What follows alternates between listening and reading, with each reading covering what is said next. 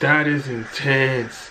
This guy went from 0 to freaking demonic. How can you kill a guy twice? They both died, and they're both back again. Hey everyone, welcome to my channel. Today we're gonna do episode 18 of Iron-Blooded Orphans Season 2. In the last episode, Jawsey literally had his ass handed to him by Tekkadan. No contest. He was left out, wrung out to dry like a fish out of the water. Eok made a plan with the Lord Fahid as well as the King of Tewas to literally negate everything that was bad that was considered with using the weapons that were banned from literally anyone in that universe. So they got off scot-free. So Jawsey figured out and found himself out like literally, hey, I'm fighting Tekkadan right now. I'm not getting any help. If everything is cleared and then cleared, then that means I'm fighting to die because they're gonna kill me now. And that's literally what happened. He tried to set up the big man and he got set up himself to be left out to die, and Tekkadan, without losing any life, without hesitating one bit, destroyed Jawsey without any contest. Now, the weird thing is, it looks like McGillis is trying to set up some kind of coup or some kind of like revolution that Tekkadan is gonna be a part of.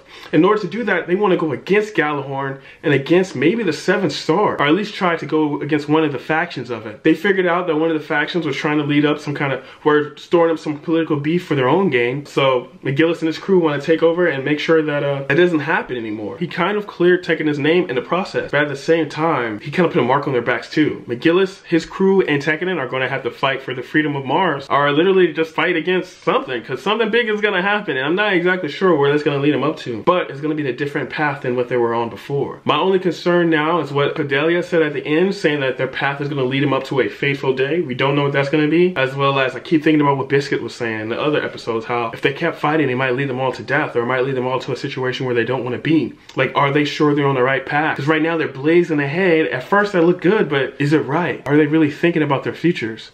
Are they really planning their own futures? Because what we saw in this whole season so far is everyone who made a decision on behalf of other people, they did it for their own self-preservation. Tekkadan is not, from my view, McGillis, he acts like he's behind Tekkadan, but we know what he did in episode 25 on the first season. So I'm not exactly sure how he's going to or what's going to happen with these guys. There's only one way to find out, and that's just to jump right in and actually see what happens. So let's do it.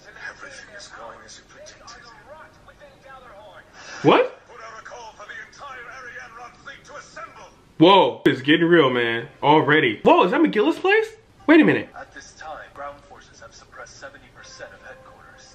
Liza's speech is currently in the process of being broadcast to the entire world. Wow. Those at the various branch bases appear to be holding for the time being. Very good. And in space, Liza Enza began building a defense network in Earth's orbit against the Arianrod fleet. Whoa. I suppose there's no turning back now. Either McGillis are ahead or Ferrari is ahead. Well then, the time's come for me to carry out my role too. Here he is. Dear father, no harm will come to my wife. To his wife. What about your father? You're doing? How dare you take such extreme action? I'm nothing more than a rebel to Gjallarhorn, but once that item's in my hands, our positions will be reversed. Shit. Told me. The day has come. The truth that I discovered.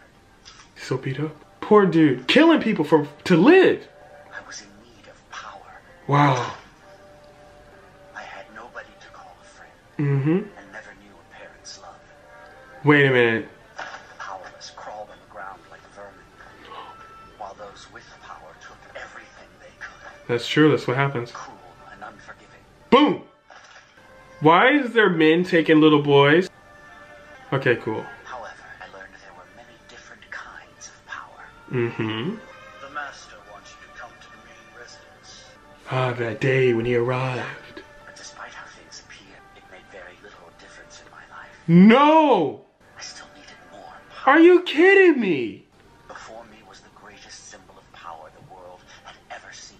Authority, influence, as well as brute force. The leader of Gjallarhorn. The leader.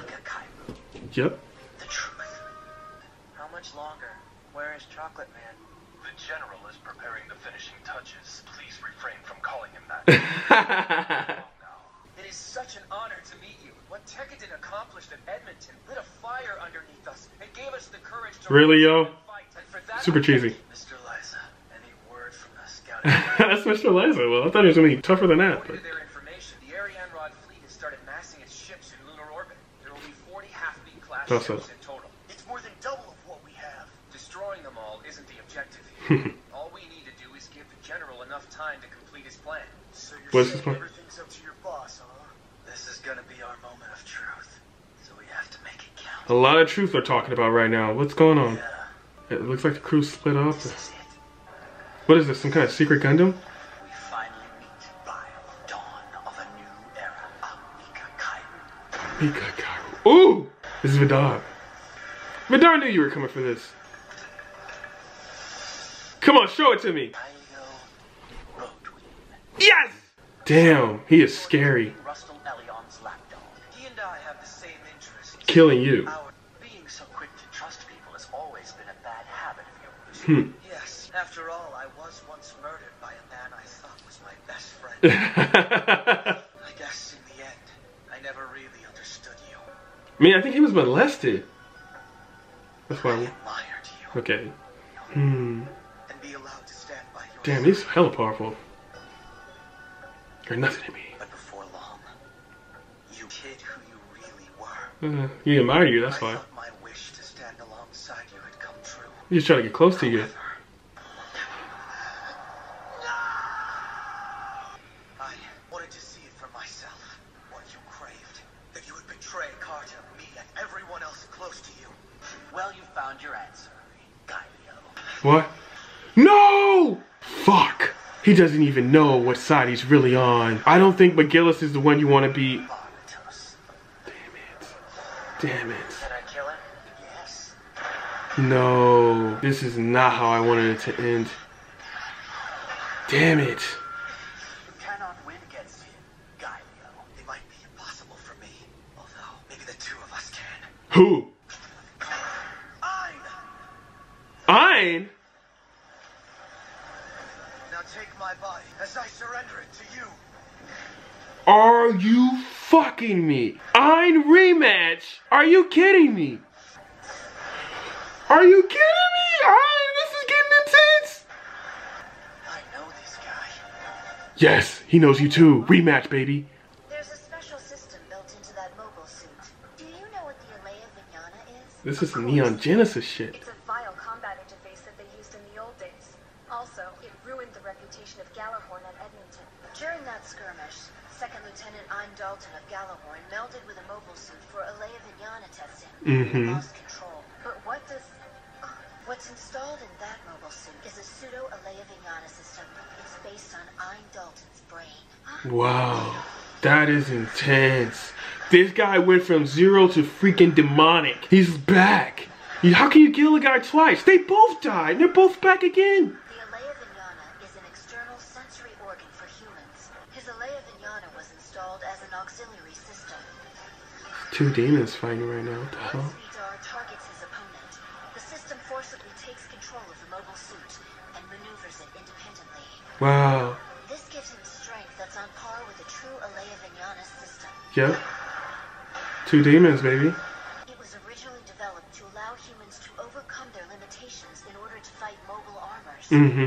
However, since it exceeds the natural limits of the human body, causes a great deal of strain on the brain. But by channeling the excess data through Ein's brain, he could power it without that limitation.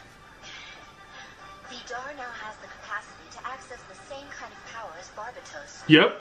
That's what I was thinking. He's Barbados 1.2 right now. Bale. But how strong is this then? I was able to perfect this research thanks in large part to the assistance of you and I. I never thought you two would see the end results personally. Could this be destiny? He has one too. 300 years. It's time to awaken. Oh my god. I don't like this. I don't like this at all. Two against one. He got the hell out of there, right? The operation was a success. Hear me well. Finally awoken from its 300-year slumber at the hands of McGillis Farid. We did it, everyone. Did that idiot actually activate it? And it would appear McGillis's true objective was a symbol of a just cause. Here I thought it was just the ramblings of a child. To think that you really made it happen. I see now. Given your unmasked face, you figured out your destiny. I shall obey only you. Allow me to go back to being myself. Everyone who calls themselves a Galahorn member What? understands the significance of this legendary mobile suit. The person who has control of Bile shall wield absolute power. Wow. Irrespective of your rank or opinion on the matter, you must obey. Does this announcement mean that we've already won or something? No. Someone's hacking into the Galahorn signal. My name is Galio. Here we go. Galio Bodwin. Wait, isn't that? I am the son of Galahorn. This cannot be happening. I thought he was dead. I, Galio Bodwin, declare here and now, I will kill the traitor of Galahorn, McGillis. The traitor.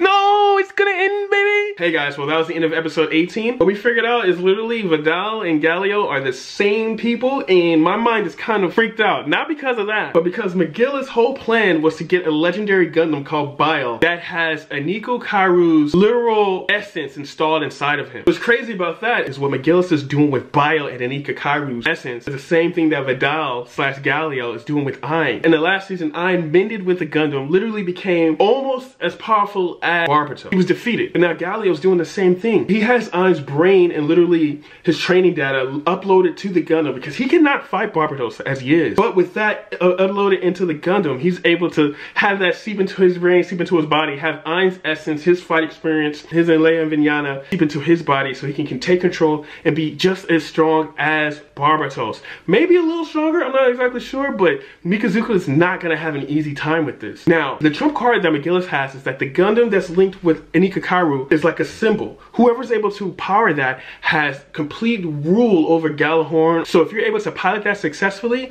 you literally, anything you say, go. Now, they have to listen to McGillis. What people don't know is that Vidal / Galio is not dead. I think he's like a rightful owner to the hair or something like that. But people seen him like, wait a minute, we have McGillis who actually is inside the Gundam suit, who has the power to like control us now. And then we have Galio / Vidal just alive and saying, yo, McGillis is a traitor. We have to kill him. No, I have to kill him. I don't think Tekkadan realizes this, but they're in a crossfire. They led McGillis to this ultimate Gundam or whatever, and then they have Galio who's like, yo, I gotta fight for my honor. Like, this guy was dead. We've seen him die. Now he's alive. And I think Tekkadan doesn't realize that McGillis is scheming right now. So, okay, technically right now McGillis is winning. Technically right now McGillis can grant everything that Tekkadan wants, everything they need, because he's kind of in control of Galahorn right now. He has the Gundam. But I'm not exactly sure if Orga knew about this whole plan. Did he? Did he not? Did he just rely on some kind of trump card and not know exactly what it is? We know that McGillis believes brute force and strength is the best way to literally conquer anything that you want. But at the same time, he doesn't know anything about love, trust, and maybe compassion. And that's what Tekkadan kind of needs. And that's what the world needs. And I think he's going to put a lot of brute force and stuff on the world, especially Tekkadan.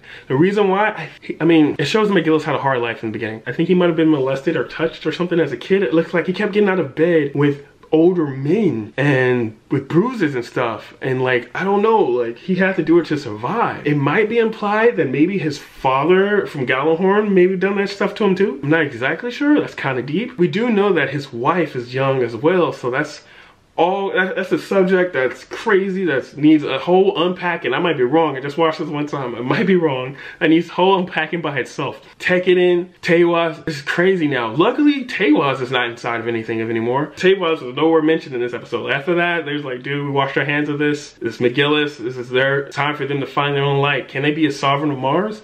I don't know, man. McGillis has clutch power. Now, I don't know who to root for. I don't really like McGillis because of the way that he treated Galio in the end, but now Galio's back.